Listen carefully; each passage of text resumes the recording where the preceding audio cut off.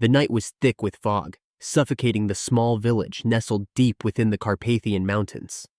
The silence was broken only by the distant howls of wolves, echoing through the cold air. Then came the knock, a hollow, foreboding sound, on the door of the village tavern. Inside, the villagers fell silent, their eyes turning towards the entrance. A shadowy figure stepped into the dim light, his silhouette barely visible through the mist. The stranger's clothing was worn, a patchwork of fabrics from distant lands, and his eyes, they held secrets that seemed older than time itself. This was Ilya, a traveler who had roamed the earth for centuries, forever searching, forever lost. In his hands, he clutched an ancient, tattered map, a map that had brought him to this forgotten corner of the world. Among the villagers was Anastasia, a young woman with a curious spirit that often got the better of her. She watched Ilya with a mixture of fascination and fear. What stories did this man carry? What mysteries lay behind those haunted eyes? Ignoring the warnings of the village elder, Vladimir, Anastasia approached Ilya. She listened intently as he spoke of cursed lands, forgotten kingdoms, and a treasure hidden deep within the forests that surrounded the village. His words were both alluring and terrifying, pulling her into a world she had only dreamed of. But Vladimir was not so easily swayed. The elder's voice was stern as he warned Anastasia of the dangers that lay ahead, of the darkness that clung to Ilya like a shadow.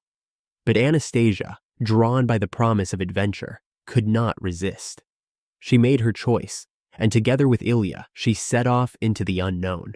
The forest was alive with secrets, each step they took resonating with the whispers of those who had walked this path before and never returned.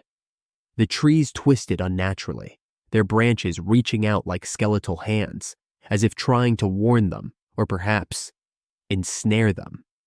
Ilya moved with a purpose, his eyes fixed on the map, while Anastasia marveled at the ancient symbols etched into its surface. But as they ventured deeper, the air grew colder and shadows began to stir around them, shadows that took the form of figures long dead.